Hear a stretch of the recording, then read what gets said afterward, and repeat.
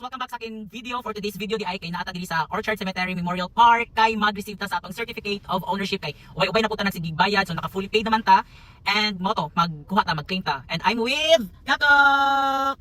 So guys, nadeta sa office sa Orchard, no? So dira ta musulod. Mag-claim ni sa mo ang certificate of ownership kay naka fully paid naman ni, so pwede na nato magamit ang UTAC dili. Og manulod na ta sa ilang office guys, mao din ni ilang ambience sa ilang sulod sa office, og diri day mo mag-claim pag naka fully paid na mo. So naga-sign send of papers na day mi diri guys kay mag-release na sa among certificate. Thank you Lord. Pag mag-claim na.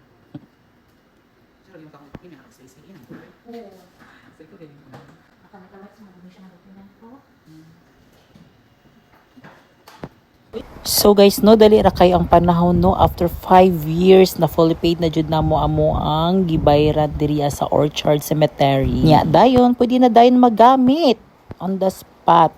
Gusto ka? O magkalot ka. Charot. Nya gi-receive na din niya. Okay, it's my turn. For the perma na din si Madam O. Charot. So mao to guys, no, naka-invest mi ani nga butang kay wala ta kabalo sa panahon. Ug dapat lang prepare ta sa atong self, no? Ug dili man pud na ang main ang purpose ana kay pwede man pud mo siya i-resale or paulian, ana na good. And here we go, finally na-receive na jud namo. Thank you Lord. So new achievement jud namo nino as a partner. Nya dayon mao din ni ang Orchard Cemetery guys, one ilang office. Nya dayon gi-visit tay pud namo si nanay ug tatay diri sa cemetery. Of course. Ana, nanagkot na dayon siya ana.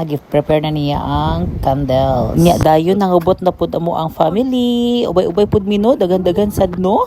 Dili pa ginakompleto. Shout out. Nya dayon nagtapo kay mi ana nga time guys kay birthday pud na ni tatay, dumdum niya og birthday pud sa isa na mo kapag umangkon kanang naka-brown. Ayan si Bonchi.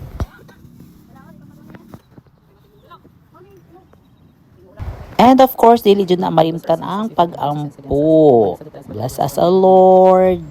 Thank you, Lord, sa mga blessing. Og ang pinaka-best part, ay di jud na mawadaan. Dira, ang lamoy. Og diri sa tataman, guys. Salamat sa pagtan-aw. Magkita-kita ta usa. Bye-bye.